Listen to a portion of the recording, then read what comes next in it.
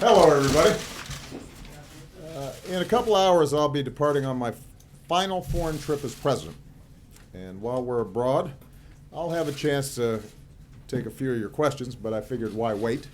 I know that there's a lot of domestic issues that people are thinking about, so I wanted to see if I could clear out some of the underbrush so that when we're overseas and people are asking about foreign policy questions, people don't feel obliged to tack on three other questions to them. Let me, I know you still will, yes. That I'm aware, but I'm trying something out here. First of all, let me mention three brief topics. First of all, as I discussed with the President-elect on Thursday, my team stands ready to accelerate in the next steps that are required to ensure a smooth transition. And we are going to be staying in touch as we travel. I remember what it was like when I came in 8 years ago. It is a big challenge. This office is bigger than any one person, and that's why ensuring a smooth transition is so important. It's not something that the Constitution explicitly requires, but it is one of those norms that are vital to a functioning democracy, similar to norms of civility and tolerance and a commitment to reason and facts and analysis. It's part of what makes this country work. And as long as I'm president, we are going to uphold those norms and cherish and uphold those ideals. As I've told my staff, we should be very proud that their work has already ensured that when we turn over the keys, the car is in pretty good shape. We are indisputably in a stronger position today than we were when I came in 8 years ago. Jobs have been growing for 73 straight months. Incomes are rising. Poverty is falling. The uninsured rate is at the lowest level on record. Carbon emissions have come down without impinging on our growth. And so my instructions to my team are that we run through the tape. We make sure that we finish what we started, that we don't let up in these last couple of months, because my goal is on January 21st, America's in the strongest position possible, and hopefully there's an opportunity for the next president to build on that. Number two, our work has also helped to stabilize the global economy, and because there is one president at a time, I'll spend this week reinforcing America's support for the approaches that we've taken to promote economic growth and global security on a range of issues. I look forward to my first visit in Greece. And then in Germany, I'll visit with Chancellor Merkel, who's probably been my closest international partner these past 8 years. I'll also signal our solidarity with our closest allies and express our support for a strong, integrated, and united Europe. It's essential to our national security, and it's essential to global stability. And that's why the Transatlantic Alliance and the NATO alliance have endured for decades under Democratic and Republican administrations. Finally, in Peru, I'll meet with the leaders of countries that have been the focus of our foreign policy through our rebalance in the Asia-Pacific. This is a time of great change in the world, but America's always been a pillar of strength and a beacon of hope to peoples around the globe, and that's what it must continue to be. Finally, on a personal note, Michelle and I want to offer our deepest condolences to Gwen Ifill's family and all of you, her colleagues, on her passing. Gwen was a friend of ours. She was an extraordinary journalist. She always kept faith with the fundamental responsibilities of her profession, asking tough questions, holding people in power accountable, and defending a strong and free press that makes our democracy work. I always appreciated Gwen's reporting, even when I was at the receiving end of one of her tough and thorough interviews. Whether she reported from a convention floor or from the field, whether she sat at the debate moderator's table or at the anchor's desk, she not only informed today's citizens, but she also inspired tomorrow's journalists. She was an especially powerful role model for young women and girls who admired her integrity, her tenacity, and her intellect, and for whom she blazed a trail as one half of the first all-female anchor team on network news. So Gwen did her country a great service. Michelle and I join her family and her colleagues and everybody else who loved her in remembering her fondly today. So with that, I'm going to take some questions, and because Josh Earnest has some pull around here. He just happened to put at the top of the list, Colleen Nelson of the Wall Street Journal. My understanding is, Colleen, that this is wrapping up your stint here, and you're going to Kansas City. Yes. Josh just happens to be from Kansas City, so I didn't know if there was any coincidence there, but we wish you the very best of luck in your new endeavors. As it turns out, there's no place like home. There you go. You're about to embark on your final foreign trip. What will you say to other world leaders about your successor? They've expressed many of the same misgivings that you have about Donald Trump. Should they be worried about the future of U.S. foreign policy? And separately, as Democrats scramble to regroup after a pretty shocking upset, what is your advice about where the party goes now and who should lead your party? One of the great things about the United States is that when it comes to world affairs, the president obviously is the leader of the executive branch, the commander-in-chief, the spokesperson for the nation. But the influence and the work that we have is the result not just of the president. It is the result of countless interactions and arrangements and relationships between our military and other militaries, and our diplomats and other diplomats, and intelligence officers and development workers. And there is enormous continuity beneath the day-to-day news that makes us that indispensable nation when it comes to maintaining order and promoting prosperity around the world. That will continue. In my conversation with the president-elect, he expressed a great interest in maintaining our core strategic relationships. And so one of the messages I will be able to deliver is his commitment to NATO and the transatlantic alliance. I think that's one of the most important functions I can serve at this stage during this trip, is to let them know that there is no weakening of resolve when it comes to America's commitment to maintaining a strong and robust NATO relationship, and a recognition that those alliances aren't just good for Europe, they're good for the United States, and they're vital for the world. With respect to the Democratic Party, look, as I said in the Rose Garden right after the election, when your team loses, everybody gets deflated, and it's hard, and it's challenging. And so I think it's a healthy thing for the Democratic Party to go through some reflection. You know, I think it's important for me not to be bigfooting that conversation. I think we want to see new voices and new ideas emerge. That's part of the reason why I think term limits are a really useful thing. I think the Democrats should not waver on our core beliefs and principles. The belief that we should have an economy that works for everybody, not just a few. The belief that America, at its best, is inclusive and not exclusive. That we insist on the dignity and God-given potential and worth of every child, regardless of race or gender or sexual orientation or what zip code they were born in. That we are committed to a world in which we keep America safe, but we recognize that our power doesn't just flow from our extraordinary military, it also flows from the strength of our ideals and our principles and our values. So there are going to be a core set of values that shouldn't be up for debate, should be our North Star. But how we organize politically, I think, is something that we should spend some time thinking about.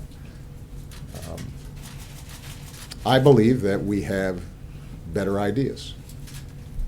But I also believe that good ideas don't matter if people don't hear them. And one of the issues that Democrats have to be clear on is that given population distribution across the country, we have to compete everywhere. We have to show up everywhere. We have to work at a grassroots level, something that's been a running thread in my career. I won Iowa not because the demographics dictated that I would win Iowa. It was because I spent 87 days going to every small town and fair and fish fry and VFW hall. And there were some counties where I might have lost, but maybe I lost by 20 points instead of 50 points.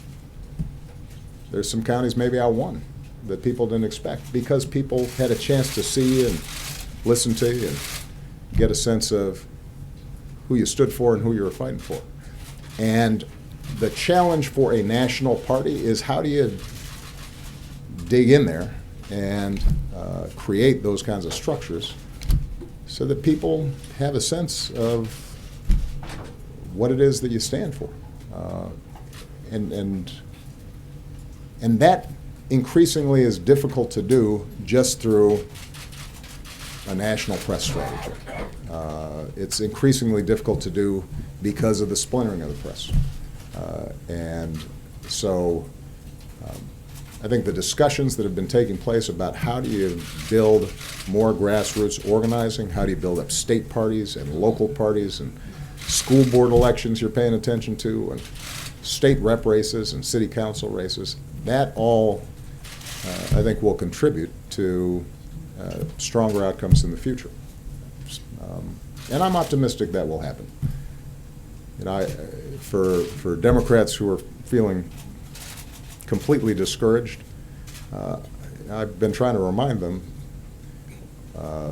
everybody remembers my Boston speech in 2004. They may not remember me showing up here in 2005 when John Kerry had lost a close election. Tom Daschle, the leader of the Senate, had been beaten in an upset. Ken Salazar and I were the only two Democrats that won nationally. Republicans controlled the Senate and the House. And 2 years later, Democrats were winning back Congress, and 4 years later I was President of the United States. Things change pretty rapidly. But they don't change inevitably. They change because you work for it. Nobody said democracy is supposed to be easy. It's hard.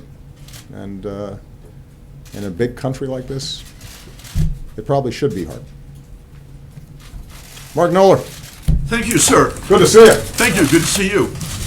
Mr. President, what can you tell us about the learning curve on becoming president? Can you tell us how long it took you before you were fully at ease in the job, if that ever happened? And did you discuss this matter with President-elect Trump? About a week ago, I started feeling pretty good, but no. I think the learning curve always continues. This is a remarkable job. It is like no other job on earth. And it is a constant flow of information and challenges and issues. That is truer now than it has ever been, partly because of the nature of information and the interconnection between regions of the world. If you were president 50 years ago, the tragedy in Syria might not even penetrate what the American people were thinking about on a day-to-day basis. Today, they're seeing vivid images of a child in the aftermath of a bombing. There was a time when if you had a financial crisis in Southeast Asia somewhere, it had no impact on our markets. Today it does. So the amount of information, the amount of incoming that any administration has to deal with today and respond to much more rapidly than ever before, that makes it different. I was watching a documentary that during the Bay of Pigs crisis, JFK had about 2 weeks before anybody reported on it. Imagine that. I think it's fair to say that if something like that happens under a current president, they got to figure out in about an hour what their response is. So these are the kinds of points that I shared with the president-elect. It was a free-flowing and I think useful conversation. I hope it was. I tried to be as honest as I could about the things I think any president coming in needs to think about. And probably the most important point that I made was that how you staff, particularly your chief of staff, your national security advisor, your White House counsel, how you set up a process and a system to surface information, generate options for a president, understanding that ultimately the president's going to be the final decision maker, that's something that has to be attended to right away.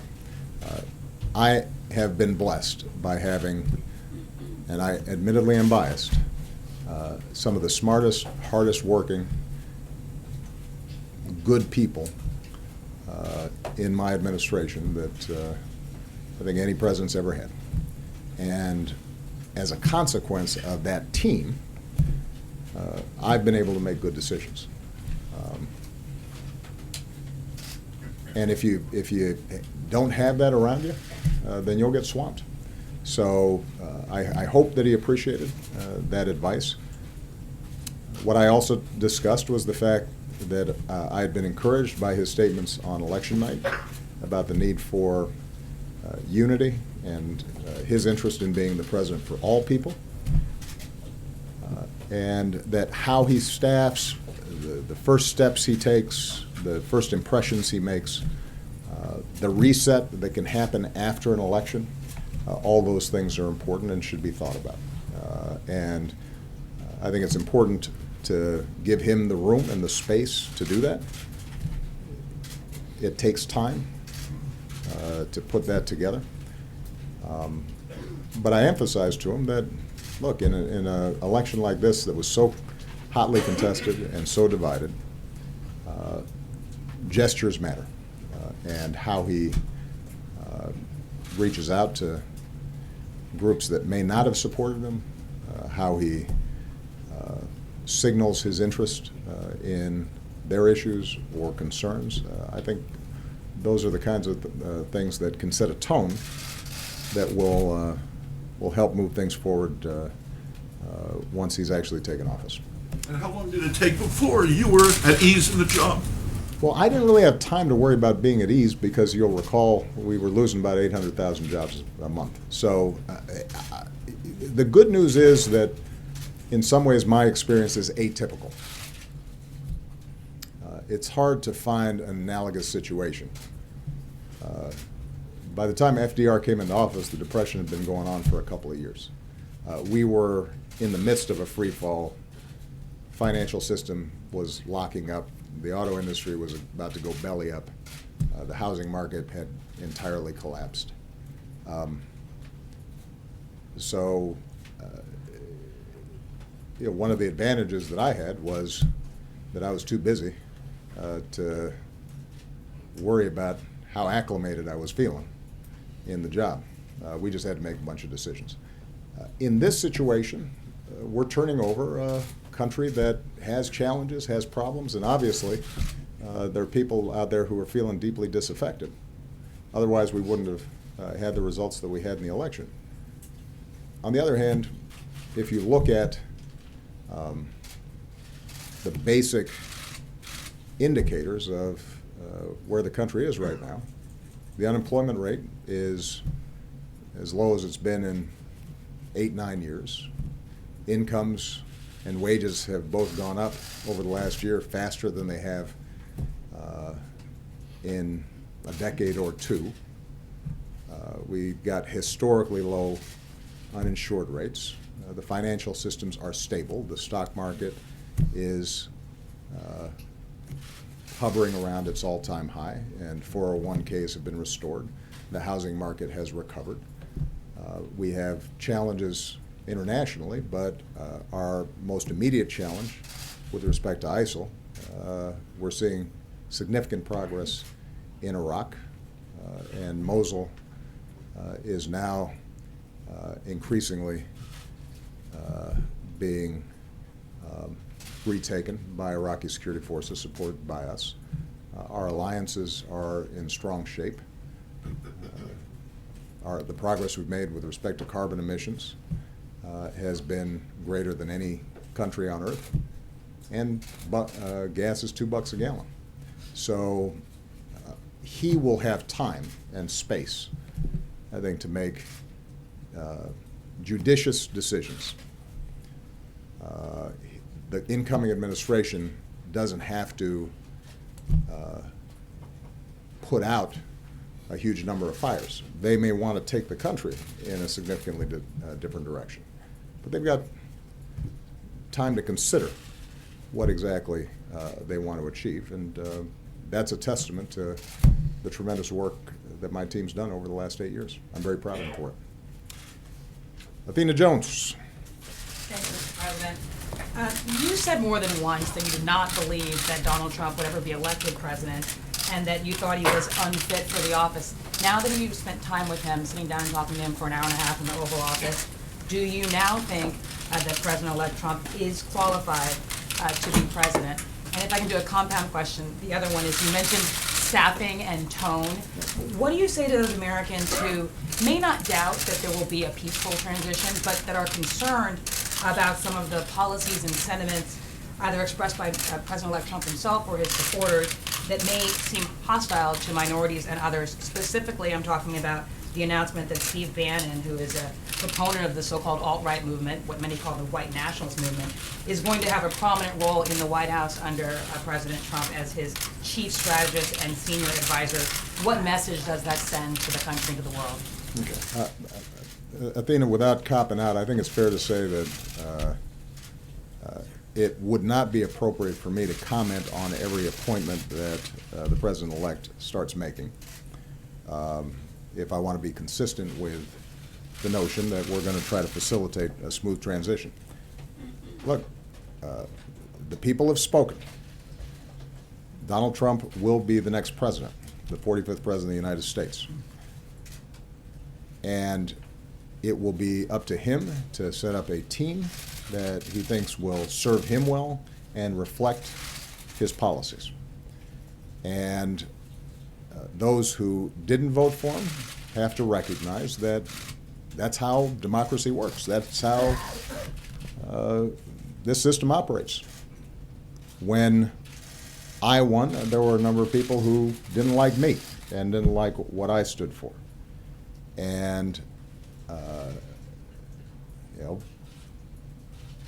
I think that whenever you've got an incoming president of the other side, particularly in a bitter election like this, it takes a while for people to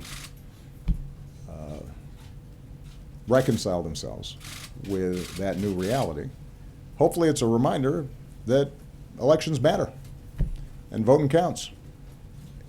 And so, you know, I don't know how many times we have to relearn this lesson, because we ended up having 43% of the country not voting who were eligible to vote, but it makes a difference. Given that President-elect Trump is now trying to balance what he said in the campaign and the commitments he made to his supporters with working with those who disagreed with him and members of Congress and reaching out to constituencies that didn't vote for him, I think it's important for us to let him make his decisions. And I think the American people will judge over the course of the next couple of years whether they like what they see and whether these are the kinds of policies and this is the direction that they want to see the country going. And my role is to make sure that when I hand off this White House,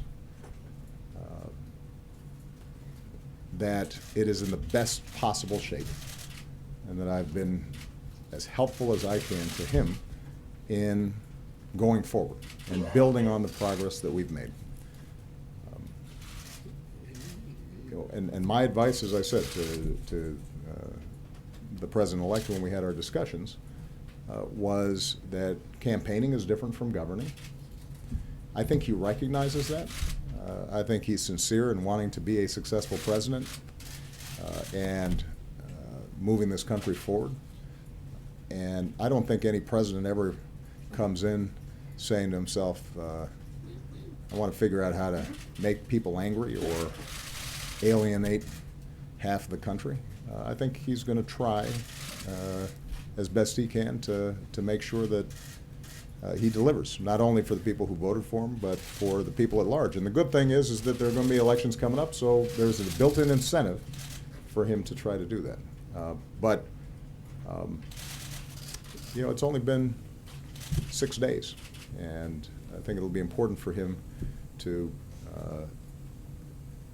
have the room to staff up, to figure out what his priorities are, to be able to distinguish between what he was campaigning on and what is practical, what he can actually achieve.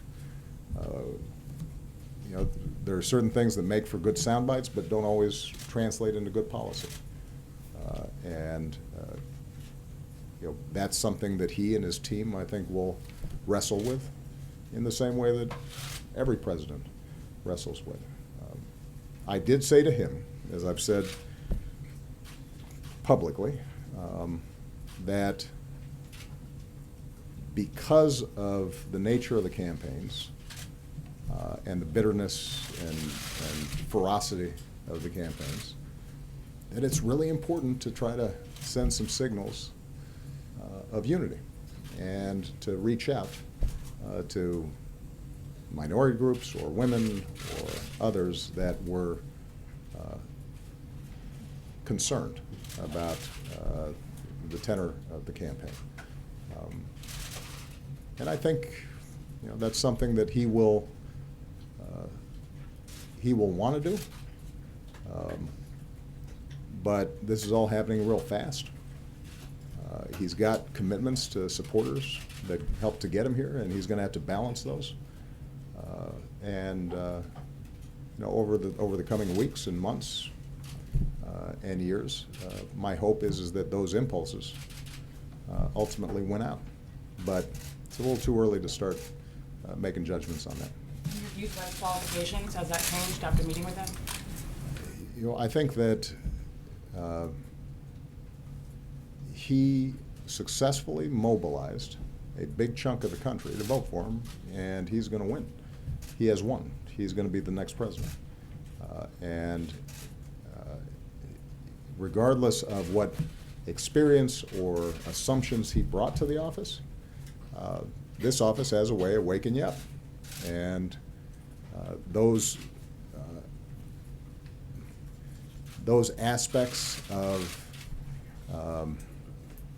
his positions or predispositions that don't match up with reality, he will find shaken up pretty quick, because reality has a way of asserting itself. And some of his gifts that obviously allowed him to execute one of the biggest political upsets in history, those are ones that hopefully he will put to good use on behalf of all the American people. Scott Horsley. Thank you, Mr. President. You're off to Europe, which is facing some of the same populist pressures we see at work in this country. When you spoke at the UN, you talked about the choice they're facing between integration and building walls. Right. What choice do you think the American people made last week? And is there still a chance for what you called a course correction before Europeans make some of their choices?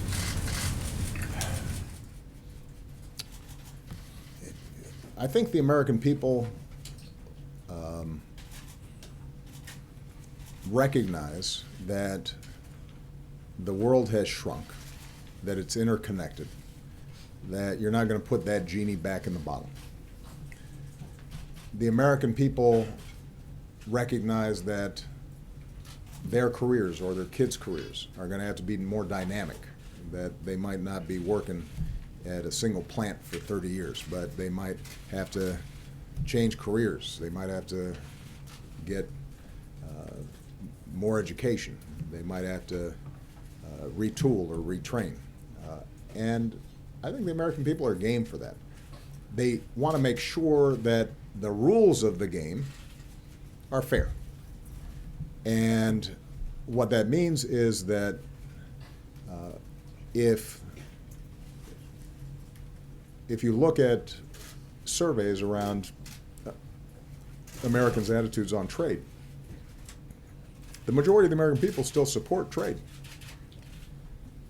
But they're concerned about whether or not trade is fair and whether we've got the same access to other countries' markets as they have with us. Is there just a race to the bottom when it comes to wages and so forth? Now, I made an argument, thus far unsuccessfully, that the trade deal we had organized, TPP, did exactly that it strengthened workers' rights and environmental rights, leveled the playing field, and as a consequence would be good for American workers and American businesses. But that's a complex argument to make when people remember plants closing and jobs being offshore. So part of what I think this election reflected was people wanting that course correction that you described, and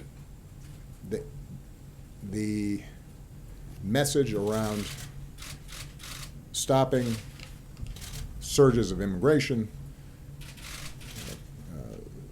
not creating new trade deals that may be unfair. I think those were themes that played a prominent role in the campaign. As we now shift to governing, my argument is that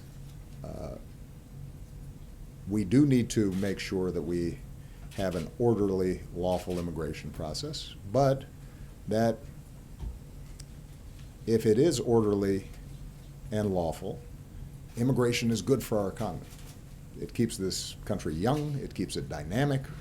We have entrepreneurs and strivers who come here and are willing to take risks, and that's part of the reason why America historically has been successful. It's part of the reason why our economy is stronger and better positioned than most of our other competitors, is because we got a younger population that's more dynamic. When it comes to trade, I think, when you're governing, it'll become increasingly apparent that if you were to just eliminate trade deals with Mexico, for example, well, you've got a global supply chain. The parts that are allowing auto plants that were about to shut down to now employ double shifts is because they're bringing in some of those parts to assemble out of Mexico. And so it's not as simple as it might have seemed. And the key for us, when I say us, I mean Americans, but I think particularly for progressives, is to say your concerns are real, your anxieties are real. Here's how we fix them. Higher minimum wage, stronger worker protection so workers have more leverage to get a bigger piece of the pie. Stronger financial regulations, not weaker ones. Yes to trade, but trade that ensures that these other countries that trade with us aren't engaging in child labor, for example. Being attentive to inequality and not tone deaf to it, but offering prescriptions that are actually going to help folks in communities that feel forgotten. That's going to be our most important strategy. And I think we can successfully do that. People will still be looking to the United States. Our example will still carry great weight. And continues to be my strong belief that the way we are going to make sure that everybody feels a part of this global economy is not by shutting ourselves off from each other, even if we could, but rather by working together more effectively than we have in the past. Martha Raddatz. Thanks, Mr. President. Given some of the harsh words you had about Mr. Trump, calling him temperamentally unfit to be commander-in-chief, did anything surprise you about President-elect Trump when you met with him in your office? And also, I want to know, does anything concern you about a Trump presidency? Well, we had a very cordial conversation, and that didn't surprise me to some degree, because I think that he is obviously a gregarious person. He's somebody who I think likes to mix it up and to have a vigorous debate. And what's clear is that he was able to tap into, yes, the anxieties, but also the enthusiasm of his voters in a way that that was impressive. And I said so to him, because I think that to the extent that there were a lot of folks who missed the Trump phenomenon, I think that connection that he was able to make with his supporters, that was impervious to events that might have sunk another candidate, that's powerful stuff. I also think that he is coming to this office with fewer set, hard and fast policy prescriptions than a lot of other presidents might be arriving with. I don't think he is ideological. I think ultimately he's pragmatic in that way, and that can serve him well, as long as he's got good people around him and he has a clear sense of direction. Do I have concerns? Absolutely. Of course I've got concerns. He and I differ on a whole bunch of issues. But the federal government and our democracy is not a speedboat. It's an ocean liner, as I discovered when I came into office. It took a lot of really hard work for us to make significant policy changes, even in our first 2 years when we had larger majorities than Mr. Trump will enjoy when he comes into office. And one of the things I advised him to do was to make sure that before he commits to certain courses of action, he's really dug in and thought through how various issues play themselves out. I'll use a obvious example where we have a difference, but it'll be interesting to see what happens in the coming year, and that's the Affordable Care Act. So obviously this has been the holy grail for Republicans over the last 6-7 years, was we got to kill Obamacare. Now, that has been taken as an article of faith, that this is terrible, it doesn't work, and we have to undo it. But now that Republicans are in charge, they got to take a look and say, let's see, we got 20 million people who have health insurance who didn't have it before. Healthcare costs generally have gone up at a significantly slower rate since Obamacare was passed than they did before, which has saved the federal treasury hundreds of billions of dollars. People who have health insurance are benefiting in all sorts of ways that they may not be aware of, everything from no longer having lifetime limits on the claims that they can make, to seniors getting prescription drug discounts under Medicare, to free mammograms. Now, it's one thing to characterize this thing as not working when it's just an abstraction. Now, suddenly, you're in charge and you're going to repeal it. Okay, well, what happens to those 20 million people who have health insurance? Are you going to just kick them off and suddenly they don't have health insurance? And in what ways are their lives better because of that?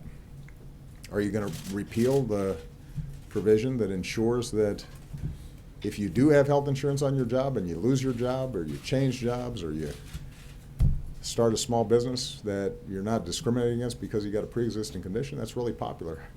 How are you going to replace it? Are you going to change the policy that kids can stay on their parents' health insurance plan until they're 26? How are you going to approach all these issues? Now, my view is that if they can come up with something better that actually works, and a year or two after they've replaced the Affordable Care Act with their own plan, that 25 million people have health insurance and it's cheaper and better and running smoothly, I'll be the first ones to say, that's great. Congratulations. If, on the other hand, whatever they're proposing results in millions of people losing coverage and results in people who already have health insurance losing protections that were contained in the legislation, then we're going to have a problem. And I think that's not going to be unique to me. I think the American people will respond that way. So I think on a lot of issues, what you're going to see is now comes the hard part. Now is governance.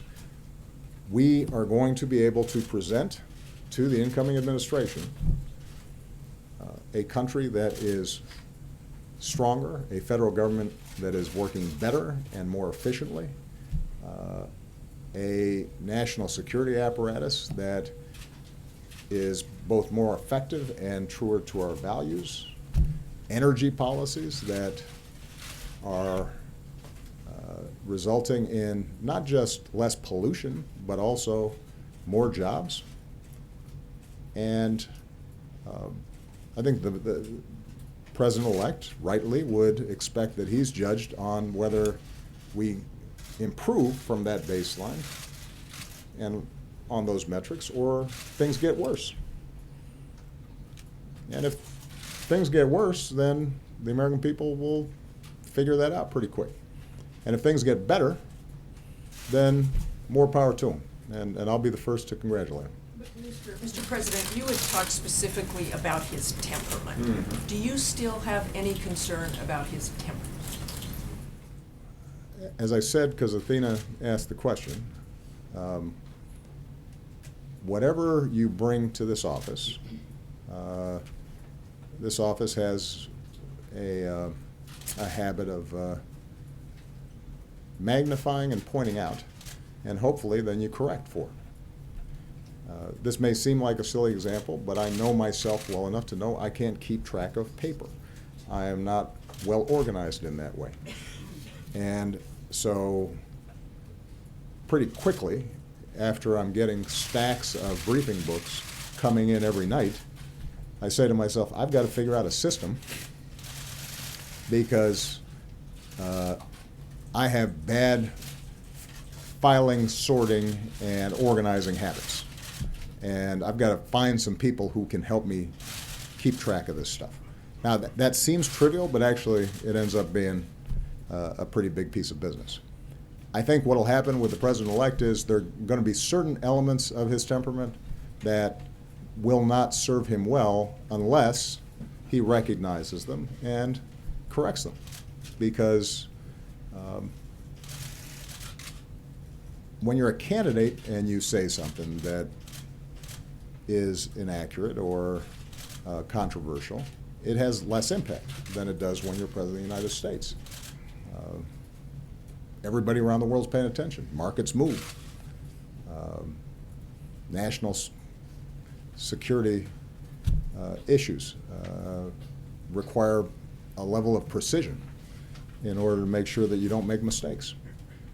And I think he recognizes that this is different, and so do the American people. All right, I'm going to take just a couple more questions and I get out of here. Nadia, Bobasi. Thank you, Mr. President. President-elect Trump threatened to unravel the Iran nuclear deal, which your administration worked very hard to achieve.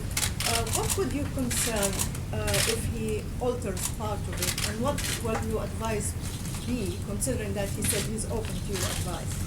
And on Syria, sir, the Syrian regime now is threatening Aleppo with massive onslaught.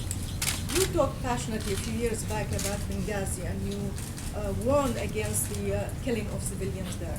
Many people criticize your administration for the shortcoming in the Syria policy. Are you willing to let Aleppo fall under your watch? And how do you react to President-elect Trump's statement that you won't support the Syrian opposition anymore? Thank you.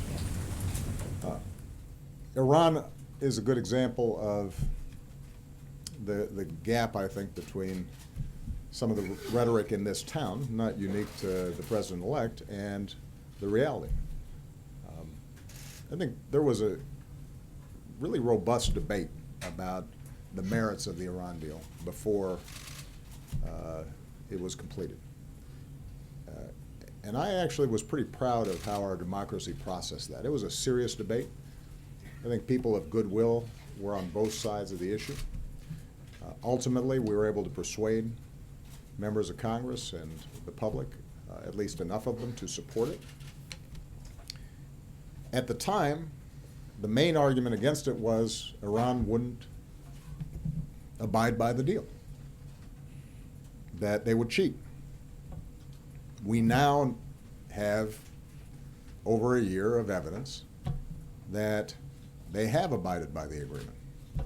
That's not just my opinion. It's not just people in my administration. That's the opinion of Israeli military and intelligence officers who are part of a government that vehemently opposed the deal. So my suspicion is that when the president-elect comes in and he's consulting with his Republican colleagues on the Hill, that they will look at the facts.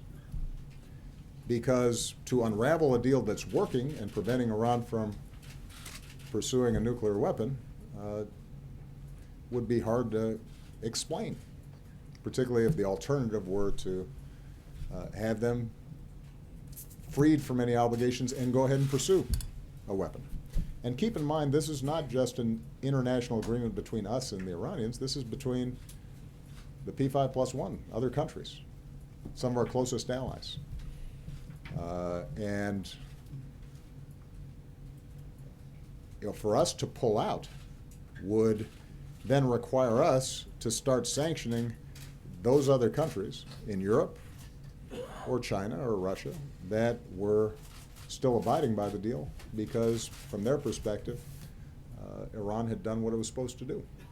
So it becomes more difficult, I think, to undo something that's working than undo something that isn't working. When you're not responsible for it, I think you can call it a terrible deal. When you are responsible for the deal and preventing Iran from getting a nuclear weapon, you're more likely to look at the facts. That is going to be true in other circumstances. For example, the Paris Agreement. Obviously, there's been a lot of talk about the possibility of undoing this international agreement. Now, you've got 200 countries that have signed up for this thing. And the good news is that what we've been able to show over the last 5, 6, 8 years is that it's possible to grow the economy really fast and possible to bring down carbon emissions as well. It's not just a bunch of rules that we've set up. You've got utilities that are putting in solar panels and creating jobs. You've got the big three automakers who have seen record sales and are overachieving on the fuel efficiency standards that we set. Turns out that people like not having to fill up as often and save money at the pump, even if it's good for the environment. You've got states like California that have been moving forward on a clean energy agenda, separate and apart from any federal regulations that have been put forward. In fact, 40% of the country already lives under in states that are actively pursuing what's embodied in the Paris Agreement and the Clean Power Plant Rule. And even states like Texas that politically tend to oppose me, you've seen huge increases in wind power and solar power. And you've got some of the country's biggest companies like Google and Walmart all pursuing energy efficiency because it's good for their bottom line. So what we've been able to do is to embed a lot of these practices into how our economy works. And it's made our economy more efficient. It's helped the bottom line of folks, and it's cleaned up the environment. What the Paris Agreement now does is say to China and India and other countries that are potentially polluting, come on board. Let's work together so you guys do the same thing. And the biggest threat when it comes to climate change and pollution isn't going to come from us because we only have 300 million people. It's going to come from China with over 1 billion people and India with over 1 billion people. And if they are pursuing the same kinds of strategies that we did before we became more aware of the environment, then our kids will be choked off. And so again, do I think that this new administration will make some changes? Absolutely. But these international agreements, the tradition has been that you carry them forward across administrations, particularly if, once you actually examine them, it turns out that they're doing good for us and binding other countries into behavior that will help us. All right, last question. Justin Singh. Sir, I'm sorry. I'm sorry. Oh, I'm sorry. Okay, you're right. All right. You are right about that. With respect to Syria, in Benghazi, we had an international mandate. We had a UN security resolution. We had a broad-based coalition, and we were able to carry out a support mission that achieved the initial goal of preventing Benghazi from being slaughtered fairly quickly. It's no secret, you know this region well, that Syria is a much more messy situation with proxies coming from every direction. And so I wish that I could bring this to a halt immediately. We have made every effort to try to bring about a political resolution to this challenge. John Kerry has spent an infinite amount of time trying to negotiate with Russians and Iranians and Gulf states and other parties to try to end the killing there. But if what you're asking is, do we have the capacity to carry out the same kinds of military actions in Syria that we did in Libya, the situation is obviously different. We don't have that option easily available to us. And so we're going to have to continue to try to pursue, as best we can, a political solution, and in the interim, put as much pressure as we can to the parties to arrive at humanitarian safe spaces and ceasefires that at least alleviate the suffering that's on the ground. I recognize that that has not worked, and it is something that I continue to think about every day, and we continue to try to find some formula that would allow us to see that suffering end. But I think it's not surprising to you, because you study this deeply, that if you have a Syrian military that is committed to killing its people indiscriminately as necessary, and it is supported by Russia, that now has substantial military assets on the ground and are actively supporting that regime, and Iran actively supporting that regime, and we are supporting what has to be our #1 national security priority, which is going after ISIL, both in Mosul and ultimately in Raqqa, that the situation is not the same as it was in Libya. And obviously there are some who question the steps we took in Libya. I continue to believe that was the right thing to do, although, as I indicated before,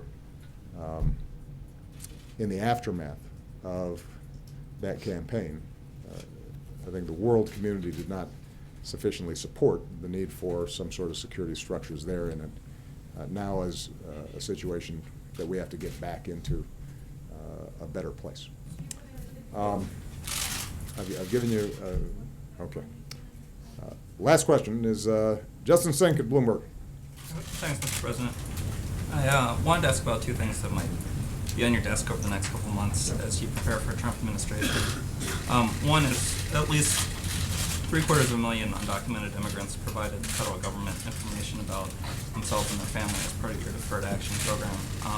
Wondering if there's anything you can do to either reassure them or shield that information from the incoming Trump administration, considering his stance on immigration. And the second is, the administration and you have long maintained that the legal restraints put on you by Congress governing movement of detainees from Gitmo are an unconstitutional infringement on your rights as Commander-in-Chief.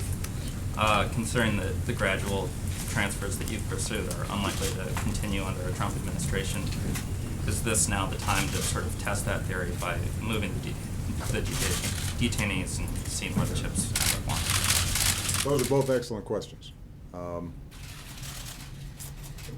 On the deferred action program that we have, known as DACA, that relates to Dreamers who are currently benefiting from these provisions, I will urge the President-elect and the incoming administration to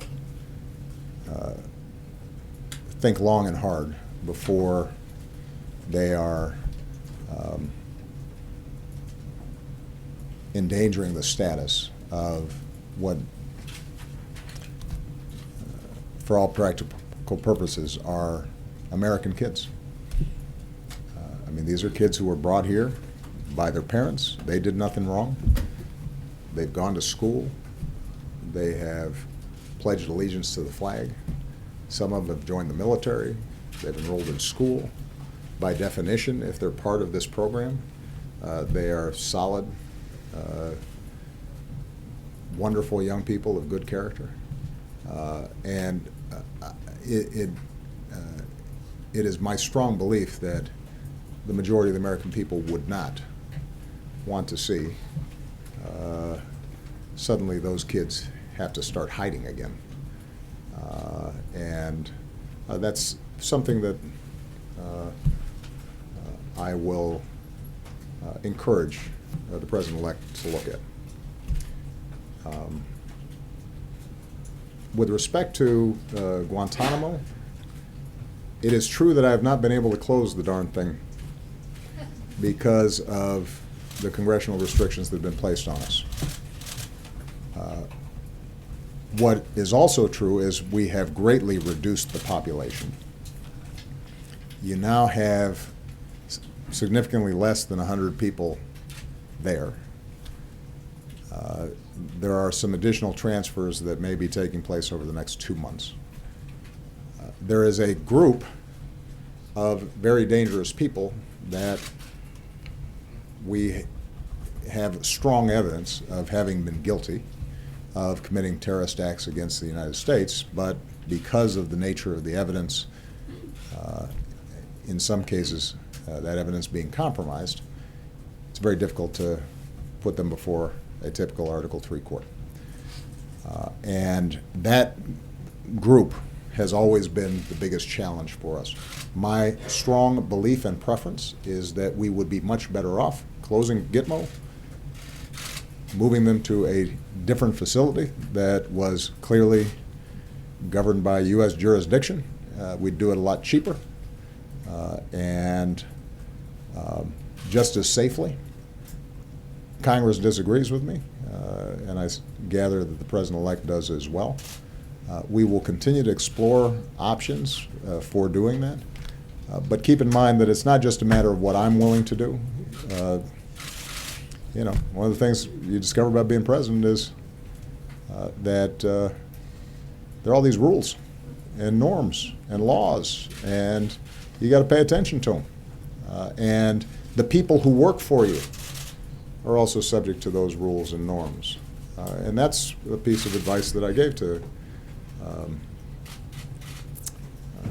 the incoming president. I am very proud of the fact that we will, knock on wood, leave this administration without significant scandal. We've made mistakes, there have been screw-ups, but I will put the ethics of this administration and our track record in terms of just abiding by the rules and norms and keeping trust with the American people, I will put this administration against any administration in history. And the reason is because, frankly, we listened to the lawyers. You know, we had a strong White House counsel's office. We had a strong ethics office. We had people in every agency whose job it was to remind people this is how you're supposed to do things. It doesn't mean everybody always did everything exactly the way it's supposed to, because we got 2 million people working in the federal government, if you're including the military. And so we had to just try to institutionalize this as much as we could, and that takes a lot of work. And one of my suggestions to the incoming president is that he take that part of the job seriously as well. Again, you wouldn't know this if you were listening to some news outlets or some members of oversight committees in Congress. But if you actually look at the facts, it works. And this is just one example of the numerous ways in which the federal government is much better today than it was without people really knowing.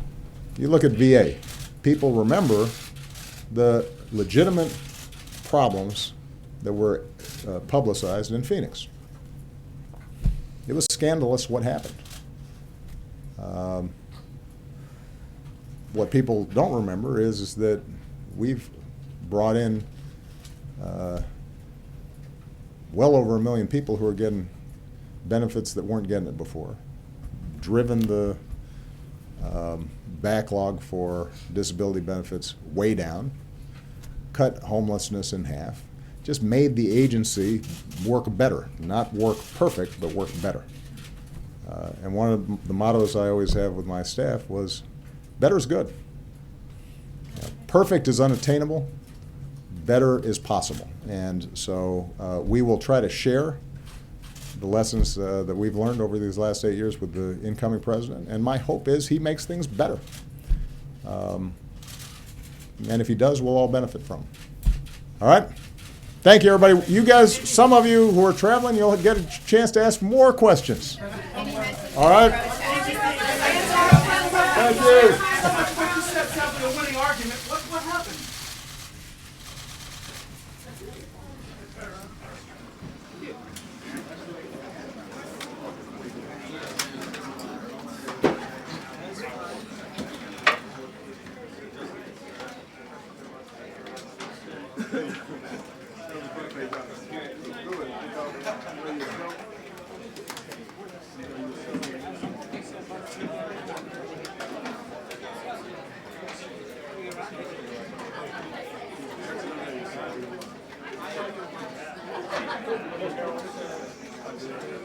It's